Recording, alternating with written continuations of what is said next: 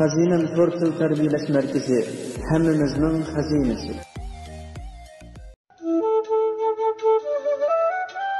Bir Namrat erning ayoli hovli supurgili chiqibdi va sirtda kiyimlari jul-jul uch buvayni ko'rib qopti.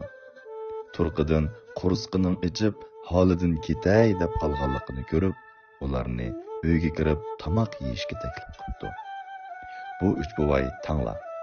Yo'ldishingizdan so'rab beqing, u qo'shilamdi yo'q debdi.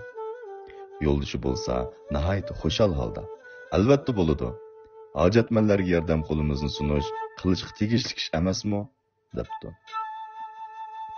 Bu gapni anglagan uch qeri buvayning chiroyidan rozimanlik tabassumi jilvalanibdi va amaliyotda biz boylik elchisi, muvaffaqiyat elchisi va sog'lomlik elchisi, er ayol ikkinlarning bizga bo'lgan oq ko'ngillarcha muomalasi bizni to'liq ta'sirlantirdi. Biz uchimizdan qaysimiz o'yinlarga kirsak, sizlar shu narsadan andisha qilmay yashaysizlar. Qani tanlanglar, sizlarga nima kerak? Lekin esinglarda bo'lsin, faqat birsimizni tanlay olaysizlar, debdi.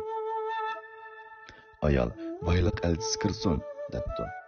Er bo'lsa, muvaffaqiyat elchisi kirsin, debdi.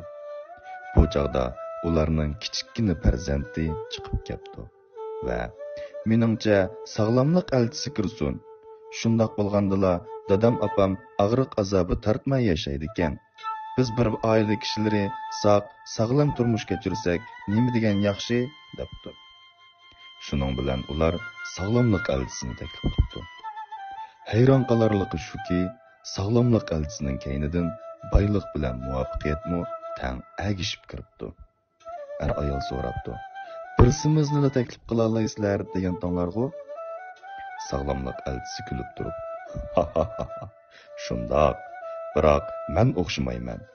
Faqat meni tanlagan joyga boylik bilan muvaffaqiyatmi agishib keladi. Chunki sog'lomlik bo'lmasa, boylik bilan muvaffaqiyat hammasi asqatmas narsalar emasmi? debdi.